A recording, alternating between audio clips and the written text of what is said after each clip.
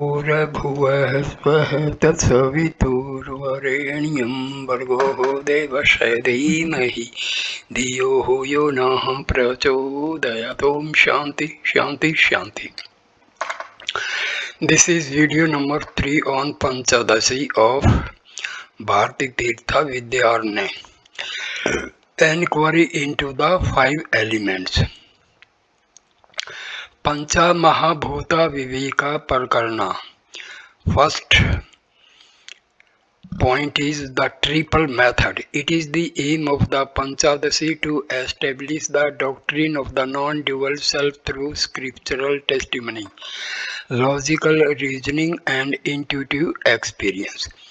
Unaided learning would be of no avail in the ascertainment of the Atma. Manana or rational reflection is an indispensable aid to the final realization. Even in interpreting scripture, there are 6 rules laid down which reveal the need for the exercise of active reasoning. Of the 6 marks, Sadlinga, determinative of purport, the last but not the least important characteristics sign is Upapatti or demonstration in the light of reasoning. It is this rationalistic tendency which is at the same time not sundered from revealed intuition that makes for the uniqueness and excellence of Advaita. Advaita is really a faith that inquires. Bharti Tirtha Vidyarnaya ably wields the weapon of the triple method of Srishti Yukti Anubhava, revelation, reasoning, experience. In the first chapter, he has demonstrated that the Atma is Satchitananda, timeless, real, self-luminous bliss. While the states of consciousness vary and vanish, consciousness per se remains constant and unchanging. That which is constant in whatever is variable, that is different from the letter as a string from the flowers strung thereon. The 3 states of empirical life are anything but permanent. They appear and disappear like pictures on a screen, but the fact that they are fleeting implies an underlying permanent reality. The Atma is the witness of the states of waking, dream and sleep. It is Avasthatraya Sakshi. Avidya obscures the true nature of the real.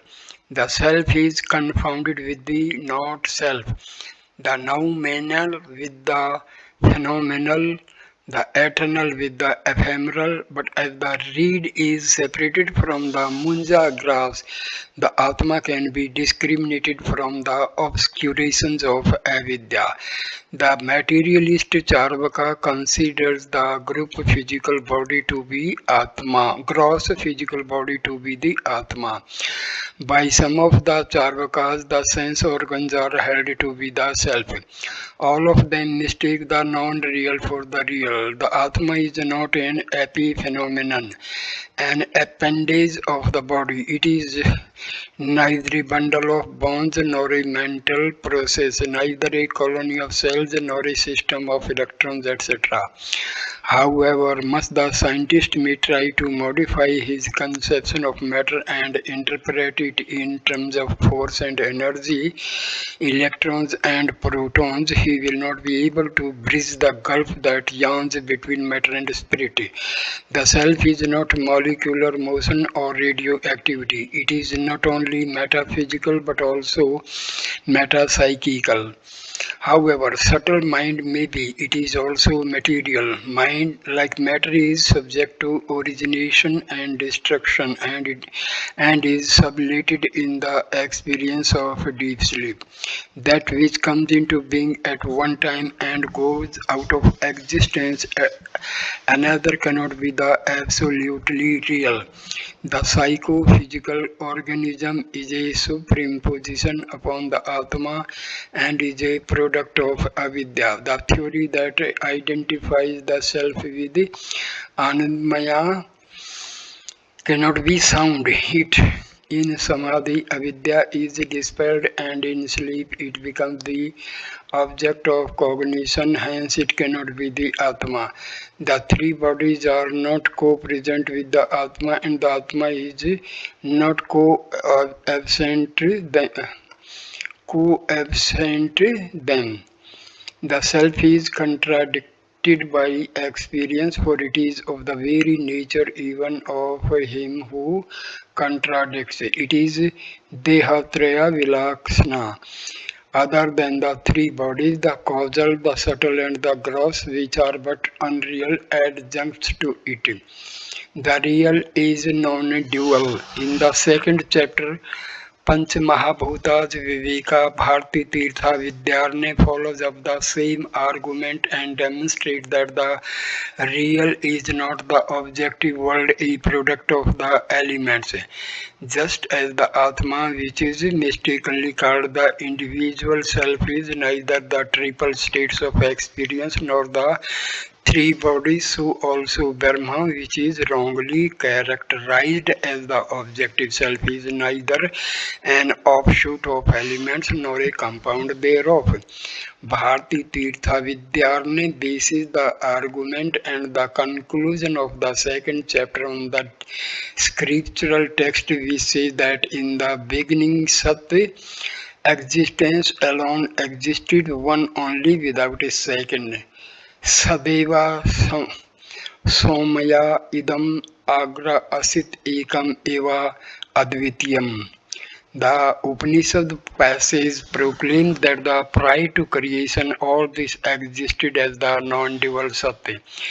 The entire cosmos, which is reached through the six ways of knowing, Paramanas, is denoted by the word this idam.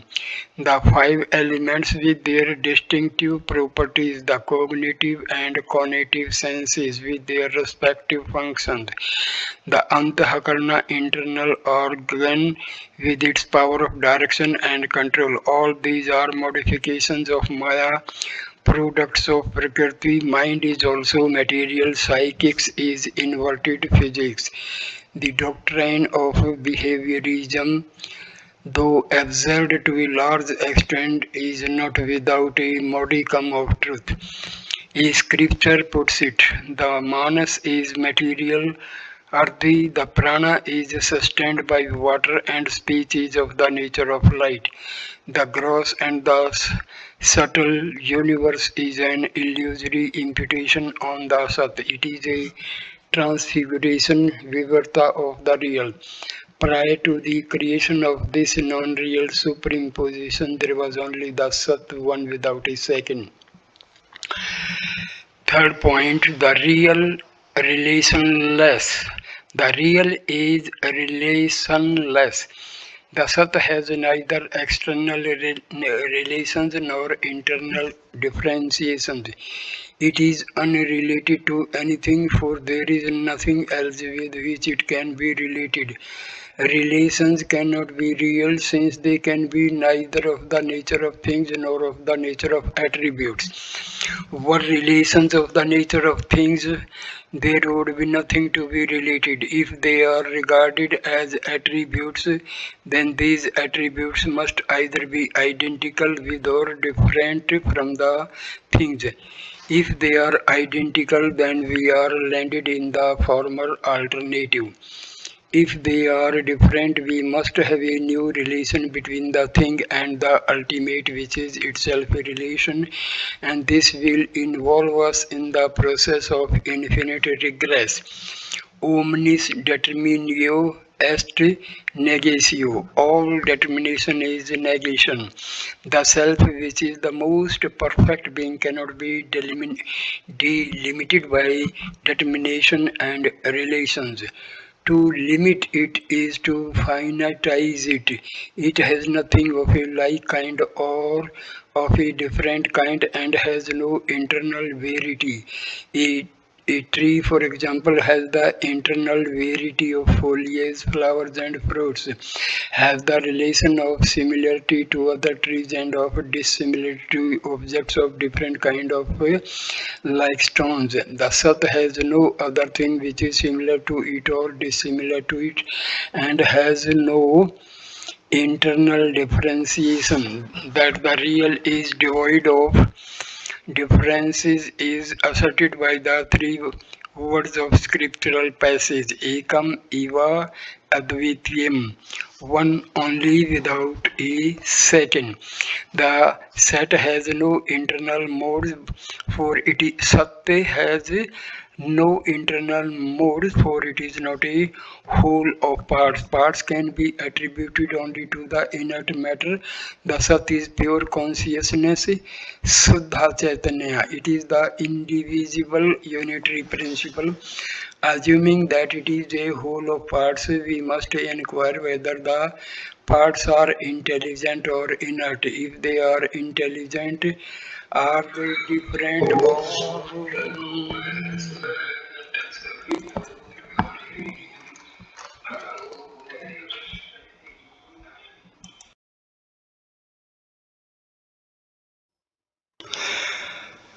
assuming Assuming that it is a whole of parts, we must inquire whether the parts are intelligent or inert. If they are intelligent, are they different or non-different from the Sati?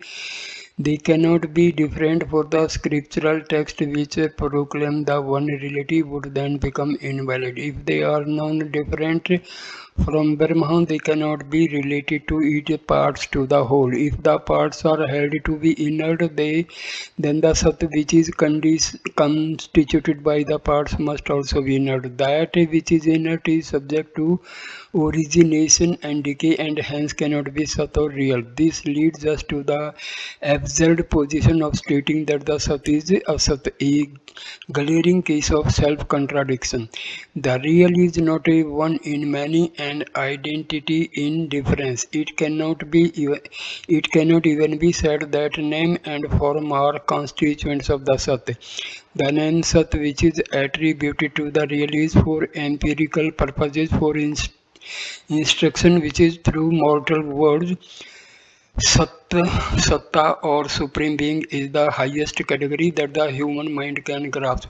All that the finite intellect can say of the real is that it is Brahma, can have no form since it is immutable, eternal. Sat, Chit and Ananda being consciousness and bliss are not parts of Brahma. They reveal its nature. If they are parts, they must be mutually exclusive. When Sat is excluded from Chit and Ananda, it would be inert and miserable, and hence also as Sat. If consciousness were different from being and bliss, it would be non-being accompanied by misery, and so as Chit or insentient. Sundered from Sat and Chit, Ananda would not be bliss but Dukkha, misery. Sat, Chit and Ananda are neither parts of Brahma nor its property. Names and forms cannot be the limits of the Sat, since prior to creation they are non-existent. The real is devoid of internal differences, and this is indicated by the word Ekam in the text.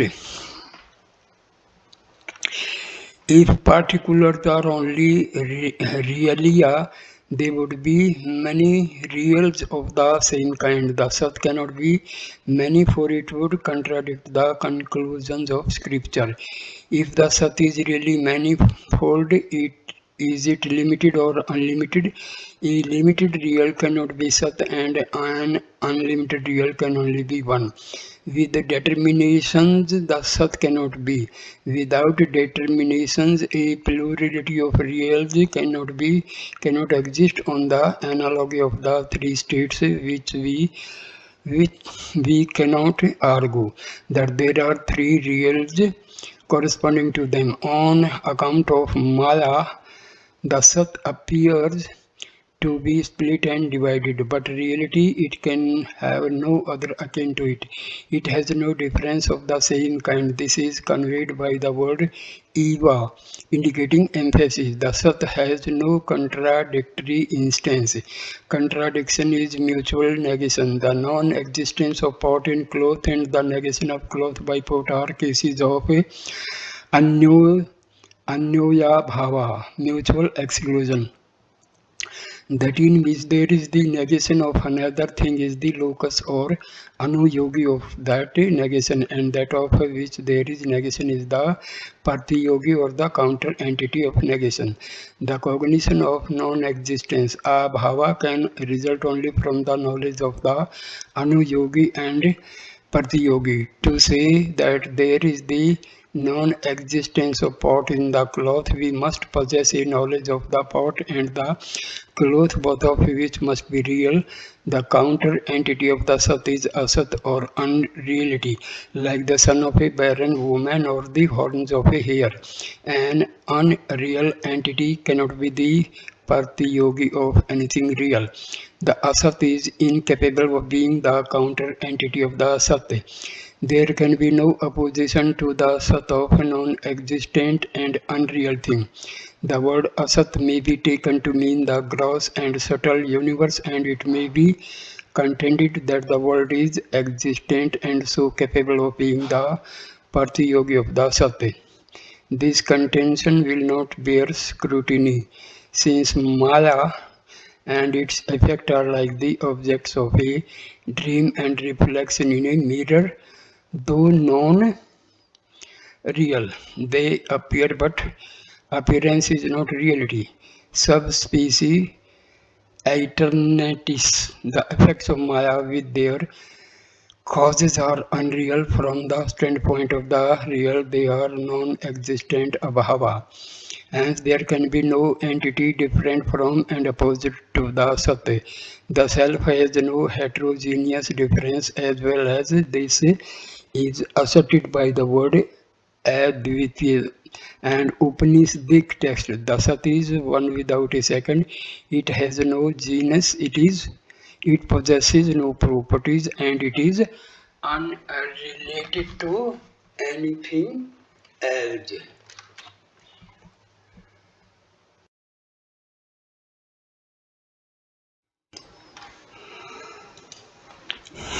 Point 4. Non-being is not the real. The Madhyamikas maintain that Asat existed in the beginning.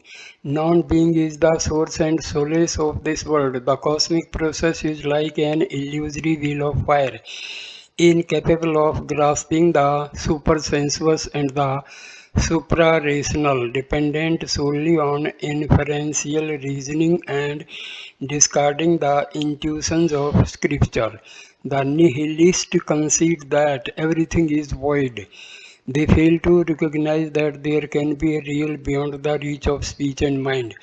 The statement of the Chanda Yoga Upanishad, in the beginning there was non-existence, does not support the Madhyamika view.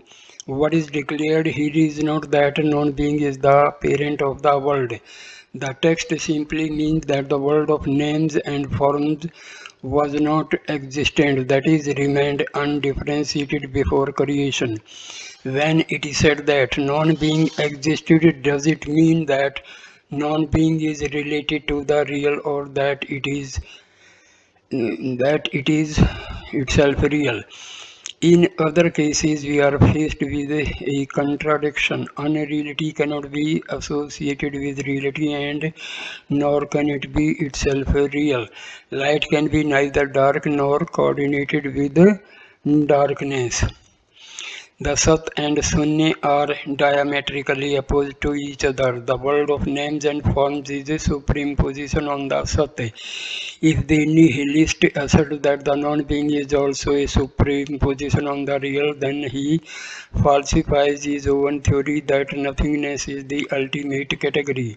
The The Madhyamika may turn round and say that like non-being, the name, nama and form rupa of the Sat are also superimpositions on it, but this objection of his is unintelligible.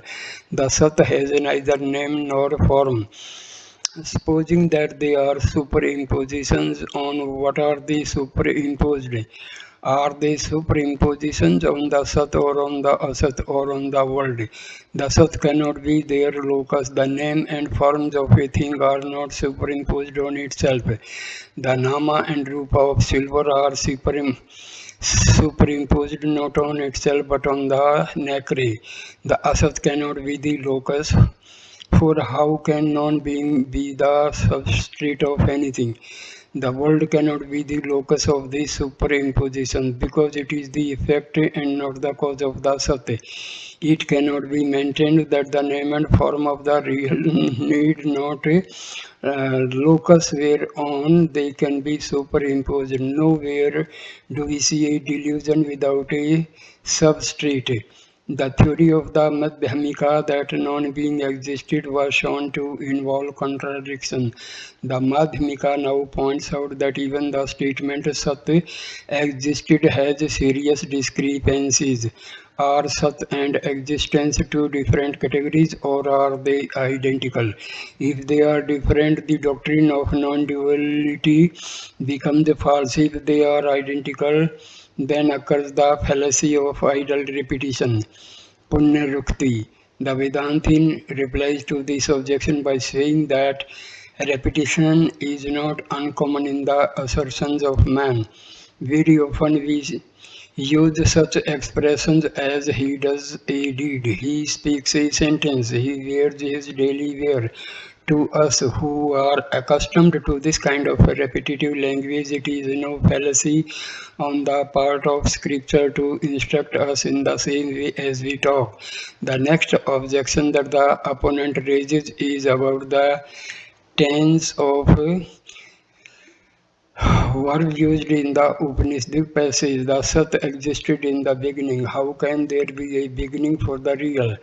The transcendent reality is beyond the measures of time, but for the sake of a disciple who is limited by temporal conditions, the Sat is spoken of as having existed prior to creation without any differentiations of name and form. In reality, the Sat is the eternal now. Both questions and answers are made in the language which belong to the realm of duality. In the language of non-dual spirit, there is no query nor is there any reply. The real is too deep for the mind to fathom, too great for words to describe. It is neither external light nor internal ignorance. It is not an object of the senses. It is the indefinable absolute. Admitting the non-reality of the earth and other objects because they are observed to change and perish, the opponent asks the Advaitin how ether also can be declared to be non-real. According to the Vaiseshika, the four elements earth, water, fire and air are atomic, but ether is indivisible and homogeneous. The rejoinder of the Advaitin is that however subtle ether may be, it is material and hence perishable. And the Siddhantin asks, if you are able to cognize the existence of ether without the earth, why does not your intelligence grasp the Sat without ether? Further, pure ether unrelated to the other four elements is not an object of experience, but the Sat is the most intimately experienced by the enlightened and the ignorant alike. No one doubts his own existence. The man in the street may not realize that the real is consciousness and bliss, but self-existence is experienced by all. The supreme reality is intuited with the utmost certitude in the serenity of silence. The experience of quietude cannot be a night of nothingness, for there one does not perceive non-existence or non-being. As the Atma is realized in its native purity in the state of silence, so also the Sat is intuited to be non-dual when the encumbrances of the name and form world are discarded. The nature of heading fifth, the nature of Maya.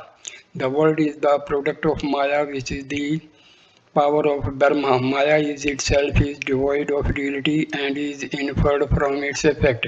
As fire is inferred from the flames, so also from the manifestations of Maya, and latter is inferred. Maya cannot be the ultimate real, since it has to depend even for its existence on the Sat. It cannot be identical with the real, for power and the possessor of power are not the same.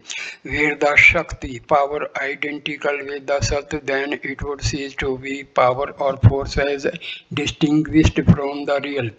If the Shakti is asserted to be unreal, is it unreal in the sense of void, or is it unreal in the sense that it can be sublated? The Shakti cannot be Sunya, since the opponent himself has admitted that Sunya is an effect of Maya. Maya is anirvachaniya. It can be described neither as Sat nor as Asat. If Maya be of the nature of the real, is it different from or identical with the Sat? It is the distinct from the Sat. There would be two entities, thereby invalidating the tenets of the Advaita. If there be an other opposed to the Sat, the real would be limited and hence cease to be real. If it be declared that Maya is identical with the Sat, it has been shown how it is impossible for power and the possessor of power to be identical. Further, if there is no Maya as distinct from the Sat, there would be no need for wisdom to sublate it, no longing for liberation. If Maya be negated as Asat, it cannot be the cause of the cosmos, which is existence bhava. Maya can be defined neither as Sat nor as Asat. How can there be a middle ground between the real and the unreal? A thing must be either real or unreal. The contrary of the Sat is Asat, and that of the latter is the former. By stating that Maya is other than Sat, we do not posit unreality of it in the sense of empty nothingness. It is not real in the sense that it does not abide forever. That alone is real, which is not sublated at any time. Maya is sublated by light of wisdom, and so it cannot be real. At the same time, it is not unreal in the sense of non-being or sunya. Maya is existent but not real. It is riddled with contradictions. Unreal, the world is non-existent, it is not. Maya is a feature of the central reality, neither identical with nor different from it. It is neither real as Brahma nor unreal as the sky flower. In the words of scripture, there was in the beginning neither the Sat nor the Asat, but the darkness of Maya remained. How then did darkness exist? How can existence be predicated of Maya? How was Maya related to the Sat? There can be conjunctive relation only between two substances, that is, substrates of attributes. Brahma is attributeless, and Maya, which is mixture of the three gunas, is of the nature of an attribute. Brahma cannot become the substrate of a quality. Hence, no conjunctive relation is possible between Brahma and Maya, between a substance and attribute, genus and species, doer and deed, material cause and its effect. There is the relation of inherence. Brahma is related to Maya in none of these ways, and so there can be no relation of inherence between them. Self-relation is known as Tadamya Sambandha, or the relation of identity. Brahma and Maya are not identical. Between them no Tadatma relation can exist because the scripture declares Brahma to be relationless. No real relation is possible between it and Maya. But just as there is an unreal relation between the sky and the blue color, there is a superimposed relation of identity between Brahma and Maya. This peculiar relation has been called Anirvachaniya Tadamya Sambandha, undefinable relation of identity. Were Maya the same as Sunya, then it would be different from the Sat, creating a wedge in the real. In that case, the void as against the full, the Sunya as against the Sat, engaged in an external eternal conflict would be the ultimate truth. Maya has no self-existence, it is mithya but not sunya.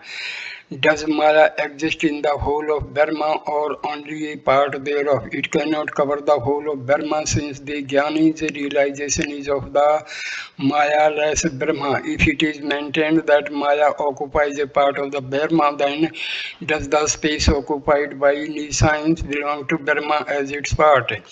Is that spatial attribute real or only an unreal superimposition? If it be real, the scripture which proclaims that Brahma is without parts would be invalid and Brahma itself would be finitized. If it be a superimposition, is it of the nature of the gross and the subtle universe, or of the nature of the Jiva and Isvara? Is it to be characterized as time, as Sunya, or as Maya, or it is any other thing different from than six categories? The spatial attribute of Maya cannot be identified with the universe, which is an effect of nescience. It cannot be of the nature of Jiva and Isvara, who are also limited by Maya. It cannot be time, which is manifestation of nescience, nor Sunya, which is mere void. It cannot be of the nature of Maya, since then it would lead to the fallacies of mutual dependence, circular reasoning, and indefinite regress. As there are no other alternatives, with nothing else can be spatial attribute be identified, hence space cannot even be superimposed on the spaceless Brahma. But from the point of view of empirical existence, Maya must be taken as remaining only in a part of Brahma. The Vedas declare that all these beings, sentient and non-sentient, form only one-fourth of Brahma, three-fourths of which are unobscured and self-effulgent. In the Gita, Sri Krishna observes that he exists supporting this whole universe by a portion of himself, pervading the whole world. He is 10 inches in excess. As the Sutra of Vidyarnaya puts it, Brahma transcends the cosmos, which is but an effect, a modification. Though Brahma is without parts and undivided, it seems to be divided and possessed of parts due to the unreal superimposition of Maya. Scripture, which desires the welfare of the aspirant, answers him who asks whether Maya occupies the whole or part of Dharma in his own language, superimposing particularly on the universal reality. Sixth heading, the function of Maya. The Maya Shakti, which is grounded in the Sat, superimposes modification on it. It views out the phenomenal world to veil the real truth. The modes of Maya hide the unconditioned absolute. The attributes of the elements, which are the principal modes, are superimposed on the Sat. Maya perverts the real and makes it predicate of the elements. Lay people attributes partiality to the Sat, and the Tarkikas perceive reality in ether. This perversion is the work of Maya, but through discriminative inquiry, the Sat is differentiated from ether and other elements, and the delusion of mutual superimposition is destroyed. The Sat and the ether are different, separated from the Sat. Ether is unreal like the dream elephant. It appears, but but is not real. If it is said that ether, which is differentiated from the real, is of the nature of space, then because it is contrary to the sat, it must be characterized as asat. Space is not real, but is contradictory appearance. It is different from the sat in sound and sense. When through concentration, revelation, and un, un, and reasoning,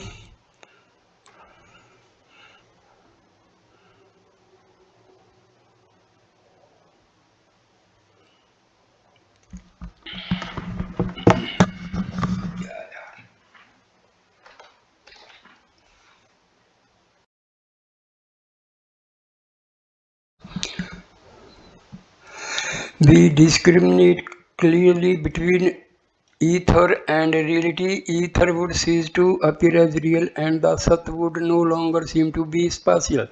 By the statement that ether is different from Brahma, we do not predicate of ether any exclusive existence. Ether consists of two parts, the real and the unreal. By sublating the unreal in it, ether is seen to be an oppositional relation with the Sat, but then ether ceases to be ether, for the Sat alone exists. Through Badshah opposition by sublation, the non-dual state is reached. Like ether, the other elements, air, fire, water, and earth, are also unreal superimpositions on the Sat and can be discriminated from it. Through rational inquiry and verbal testimony, when Maya and its creations are recognized to be mithya, the Sat is realized to be non-dual and eternal. The Vedantin does not deny to the world its phenomenal existence. Empirical, there are differences in the world. The Vyavaharika life cannot thrive without the particularity and partitions that are to be found in the universe. He agrees with the other schools of thought in saying that for all practical purposes differences do exist, plurality of the pragmatic value, but it has no transcendental validity. Seventh heading, liberation in life. Jivan Mukti or liberation in life is the fruit of this discriminative inquiry. Though to all outward appearance the released one engages himself in the affairs of the world, he is never oblivious of his identity with Brahma. One who is established firmly in the Sat is released from the shackles of the body. He is also a Videha Mukta. Attaining this steadfastness, the Purusha is not deluded. Retaining this steadfastness in the self, in the Antakala last moment, he reaches Brahma Nirvana or merge into Brahma. The word Antakala of the Gita does not mean the death event of the body. The destruction of the dual vision with realization of non-dual reality is here referred to as the last moment, or let the word be taken to signify the end of the physical body. Even at the time of departure from the mortal coil, there is no return for the realized soul to the delusion which has already been dispelled. His wisdom suffers nothing when his body decays. The body does not bind him, nor does mind mold him. He is ever free. As he is liberated in terrestrial life, so does he remain released even when he relinquishes it. He is ever centered in the self, unaffected by the onslaught of Maya. There is no more ignorance for him, no more delusion. The light of wisdom sublets the veiling power of Maya and destroys it. But owing to Prarabdha, the power of projection, though sublated, is not destroyed. When the Prarabdha perishes, even this trace of nescience vanishes. The Jivan Mukta lives in the world but is not of it. The world does not worry him and his empirical outfit does not corrupt him. Moksha is a condition and not to be attained after death, but to be realized here and now. if one so wills, release is a realization of the self. Knowledge which is acquired through permanence, like Tattvamasi, can be destroyed only by a greater Pramana than a greater authority than the Vedanta is nowhere to be had. Perception is blind and conception empty. Neither of them can reveal the self. Brahma knowledge cannot be induced to the syllogistic form. The real was there already. It is not a creation of the effort of man, a manufacture of the human mind. The real was there actually confronting us. It was not conjured out of resources of the mind. The Kena Upanishad says that it is other than the known and above the unknown. The Supreme Brahma is not an object presented to knowledge, since it is the very condition of the possibility of knowledge. The eye does not go thither, not speech nor mind. Pratyaksha and Anumana, perception and reasoning fail to take us to the truth. It is only through intuitive insight that the real can be realized. Self-realization, which is the fruit of such intuition, suffers no destruction even in the throes of bodily death. The once freed is eternally free. So I end this video here. Please like, comment and share the video and subscribe the channel. Next video number 4 will start with chapter number 3, Inquiry into the 5 seats, Panchakosha Viveka Prakarana. Namaskar, my dear friends. Thank you. Namaskar.